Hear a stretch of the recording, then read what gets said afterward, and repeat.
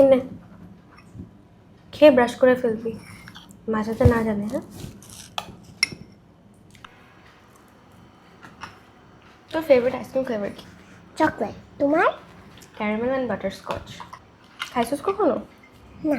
খাওয়া বলে, যদিও দুইটা দাঁত অলরেডি শহীদ হয়ে গেছে। এসব ফ্লেভার খেলে বাকিগুলোও থাকবে না।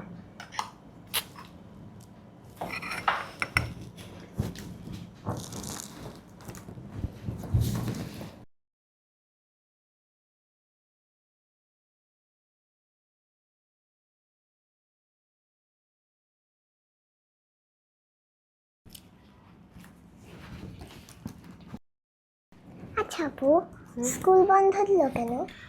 তোদের স্কুলে রঙের কাজ চলে, এই জন্য বন্ধ। বেশি কথা বলিস না, কাজ অনেক আমার।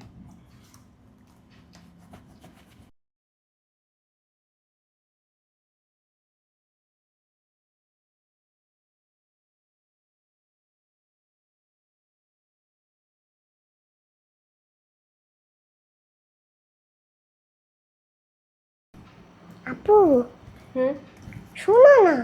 শুনতেছি, বল। রেপ মানে কি?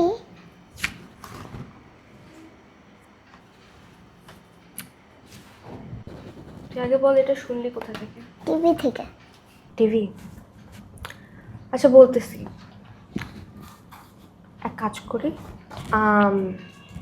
আমরা দুজন দুটো মনস্টার রাখি। মনস্টার? হ্যাঁ, পারবি না? হ্যাঁ পার।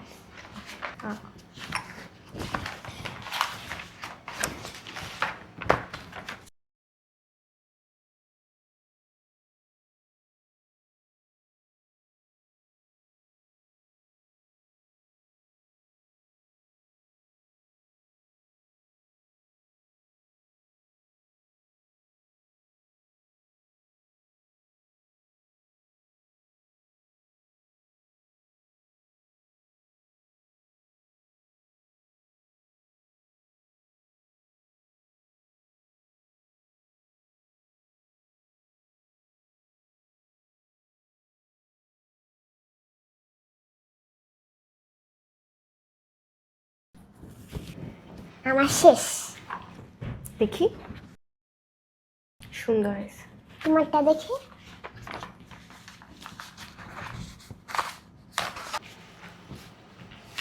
তোমারটা তো দেখতে একদম আরিফ চাচ্চুর মতো। উনিও কি মনস্টার? আচ্ছা, তোর বাসায় সবচেয়ে ফেভারিট কে? তুমি। কেন? কারণ তুমি আমাকে আইসক্রিম দিয়েছো। সাব্বাস। তোর স্কেচবুকটা একটু দে।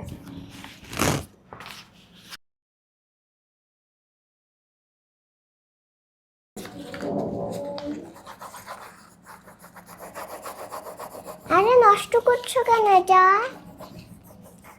আমি যে তোর এত সুন্দর স্কেচটা নষ্ট করে ফেললাম, কেটে ছিঁড়ে ফেলে দিলাম, তোর খারাপ লাগলো না? এভাবে কেউ যখন তোর স্কেচবুকটা কেড়ে নিয়ে যাবে, সুন্দর জিনিসটা নষ্ট করে ফেলবে, ছিঁড়ে ফেলবে, তুই না করার পরও থামবে না।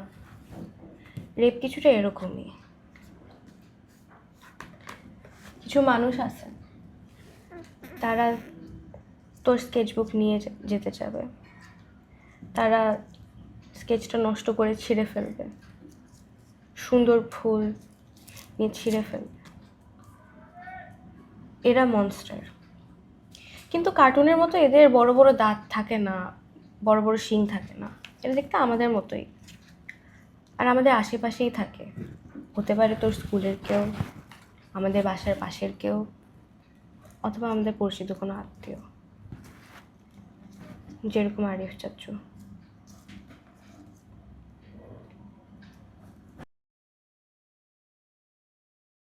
আচ্ছা আপু, তোমার স্কেচ কোনোদিন কেউ নষ্ট করেছে?